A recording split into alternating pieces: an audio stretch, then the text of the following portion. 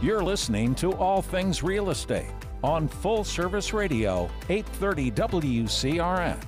Once again, here's your hosts, Gary Kelly and Brad Avergon. Thank you for staying with us. This is Gary Kelly from RE/MAX Executive Realty, and I'm with Brad Avergon of Envision Bank and Mortgage. You're still the same guy. I am the same guy. I am indeed. As are you. So in the first half, we were talking about if you want to downsize, you're getting ready to sell your house, you're trying to find someplace else to live. What are the considerations, particularly in the age with coronavirus? One of the things I was chatting about was, how do you go about updating a house? Okay. Gary, you brought up an interesting point when you said that, because you were talking about, the blue tile, and we were talking about, a client that may have some fear given the environment with the coronavirus and Yep. things, about making that move. One of the things I was thinking about when you were saying that, the blue tile, as you and I walk in and a buyer walks in, we're approaching it very clinically, saying, well, this blue tile is clearly outdated, needs to be replaced. The toilet may need to be replaced. But one of the things that we have to keep in mind is maybe, they put up, that couple put up the blue tile themselves. It was their favorite color. And so that has an emotional trigger to it. One of the things that I feel like this COVID virus has really given us is a perspective. And this is something I would want our listeners and viewers to kind of keep in mind, which is, this is not a dress rehearsal. And if you're approaching retirement or in retirement, and you want to see more of your kids or your family, sometimes it's important to be able to really give some careful thought and make those steps to be closer to them, because none of us know what the future holds. And so sometimes maybe that's enough, with assistance from, folks like you and Sue, to be able to take those baby steps forward, get the home ready to be sold. And you had brought up the example of the person that wanted to move to California to be closer to her kids. Maybe that's a good move. Maybe that this is a good time. Certainly values on real estate are pretty high right now. There's not a tremendous amount of inventory, and people are getting a good value. Sellers, this is a seller's market, are getting a good value for their money when their homes are priced right. And I think this may be a good opportunity for folks to really give that some careful thought. Say, you know what, this is not a dress rehearsal. I need to make sure that my goals are achieved. And if I want to be closer to my kids, now may be a good time to think about it, be closer to family. I think that's an excellent insight. I think a lot of people are sitting in their homes and they're afraid. And you're right. If someone decides to stay in their house, they have very little risk from catching the topic of the day, and that's coronavirus. The flip side is what's the quality of life when you live like that? And obviously there's something to be said for protecting yourself. And, I'm more than happy to protect myself. Okay. But it's not something that you want to be cavalier with. And I think that you bring up the point of separate from the disease, what are you waiting for? And you're right. We have gone into homes where we looked at the color of a bedroom and it was an off color. Let's just say an off color. And I was standing there with the homeowner, and she was saying to us that color had been chosen by her son 30 years previously, and that was very important to her. And I'm standing there with the painter, and the painter looked at her and said, "That's very nice. I'm touched by that. We got to change the color." And it literally became a case where the painter looked at her and said, "I'm not going to charge you to change the color. We've got to change the color in here." Those are emotional discussions. But I think, Brad, you bring out the point of what's your long-term strategy. Okay, where do you want to be, not only today, but tomorrow, 6 months, 5 years?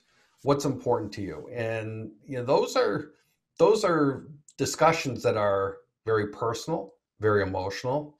And when it comes to mortgages and so forth, you're not a financial planner, but you can certainly put a spin on how you can work a mortgage out in such a way that people can actually end up with, in some cases, a better cash flow than perhaps they have today, and leverage some of those monies so that they can enjoy their life in perhaps a better way. You want to talk a little bit about that? Yeah, I'm glad you brought that up, Gary, because that is one of the things that is a little bit unique about my approach versus a lot of my competitors.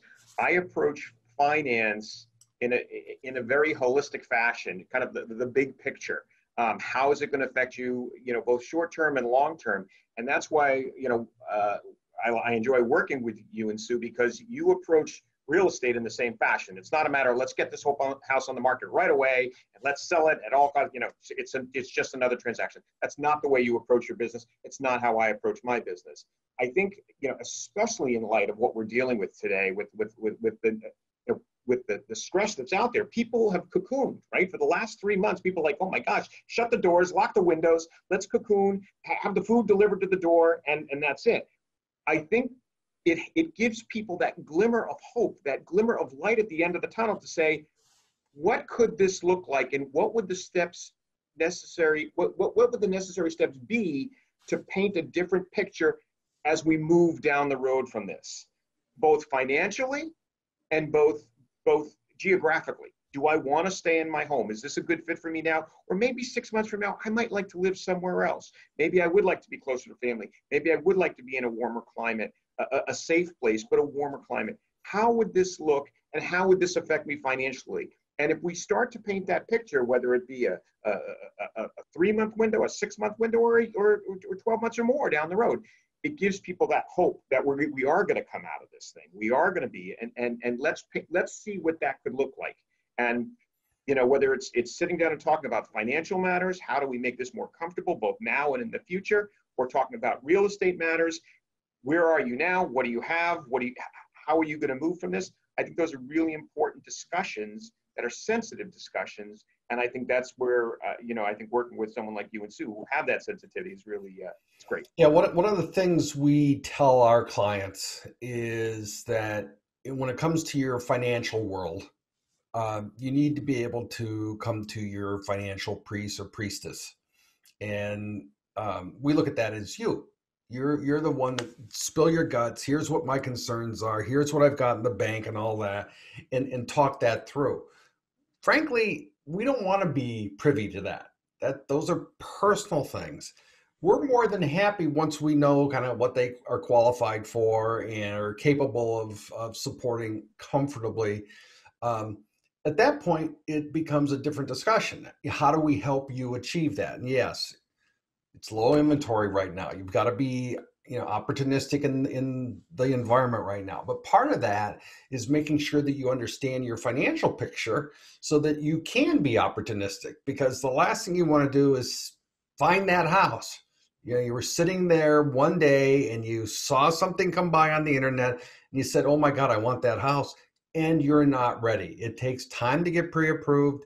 It takes time to get your house ready. So I like to say to people, if you want to go from being reactive to proactive, get your ducks lined up now. Get your financials understood. If there are things that you need to do to adjust your credit and all that, which people can influence, okay, let's lay that out and do that now, and then take care of getting the house ready.